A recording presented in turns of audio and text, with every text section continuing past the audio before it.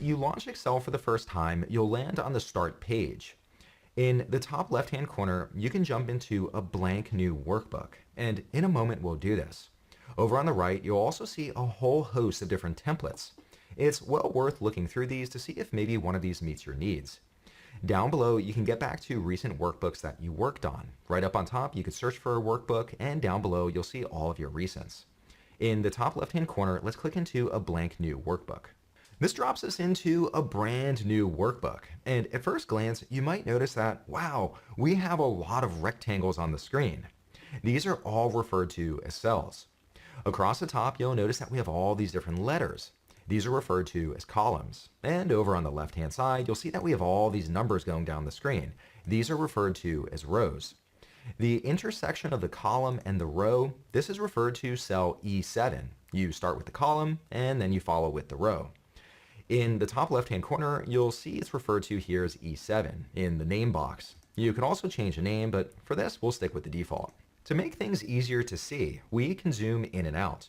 In the bottom right-hand corner, we can zoom in, or here, you can zoom out. You can also press Control and then move your mouse wheel up or down, and that will also zoom in and out. My eyes aren't what they used to be. Let's start now by entering in some data. I'll click into cell A1, and here I'll type in a header, sales. To move over to the next cell, I could click on it with my mouse. I could also press Tab or the right arrow key on my keyboard, and that'll move me over to the next cell. And here I'll type in date. To move down here, I could press the down arrow key, or I could press Enter. I want to track cookie sales here at the Kevin Cookie Company, starting in January 2023. Here I'll type in January 2023 and then hit Enter. So that's the first month I'll track. And I want to track all the way through November 2023. Now, of course, I could go through and type in every single month, but Excel is smart and it detects a pattern. Here it sees that I entered a date. When I click into cell B2, you'll notice that there's this rectangle in the bottom right-hand corner. And when I hover over it, my cursor changes. I can press and hold on that, and then I could drag it down, and here that'll fill in all the different months. This works with dates. It also works with numbers as long as Excel can detect a pattern. Next, we need to enter in some data for how many cookies we sold. January is by far the worst month for the cookie business. Everyone has a New Year's resolution that they just don't want to eat cookies. And I'll go through and fill in numbers for the rest of the months, and feel free to follow along. I've now entered in all of our cookie sales. Like I've always said, the cookie business is a good one to be in. It's a little difficult to parse these numbers just at a glance. Ideally, I could have a 1,000 separator. I'll highlight all of these cells. And up on the Home tab within the Home ribbon, in the center, here I can click on this icon to add a 1,000 separator. That makes it much easier to tell which numbers are larger and which are smaller. But I don't need this decimal place. We don't sell fractions of cookies here. Up on top, I'll click on this icon and I can remove those decimal places. Now, as a neat little pro tip, you can press Control together with the 1 key on your keyboard. And this opens up the Format Cells dialog. Here you have full control over what the format of the cell is. If you'd like to learn all about the different shortcut keys available in Excel, I've included a link down below that'll show you every possible option. Looking over at my table, I think it would be helpful to provide some context for why January was such a low sale month. I'll click into cell C1 and add another header titled Notes. And here in C2, I'll provide an explanation. New Year's resolution depresses sales.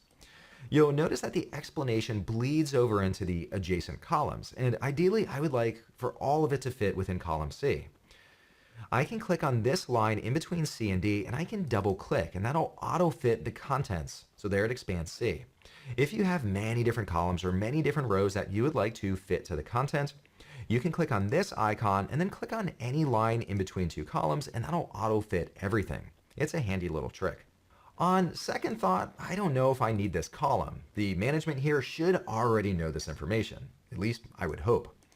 On column C, I'll right click and this shows me a context menu with different actions that I can take.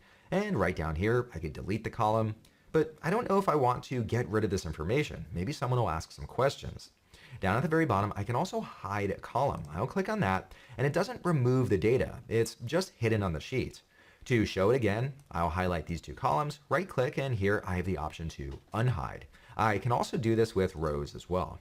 Looking at all of my data, I actually think it would be better to show the date first, followed by the sales. The good news is it's very easy to move columns in Excel. I'll highlight all of this data and then press the Shift key on my keyboard and hover over the edge. You'll see that my cursor changes. I can now press my left mouse button and I can move this column to a new position. I'll place it to the left of sales and now we see the date first. Of course, we can't see all of the sales. The cell just isn't wide enough. Right up on top, I'll click on this icon again, and here I can expand it so it fits all of the contents.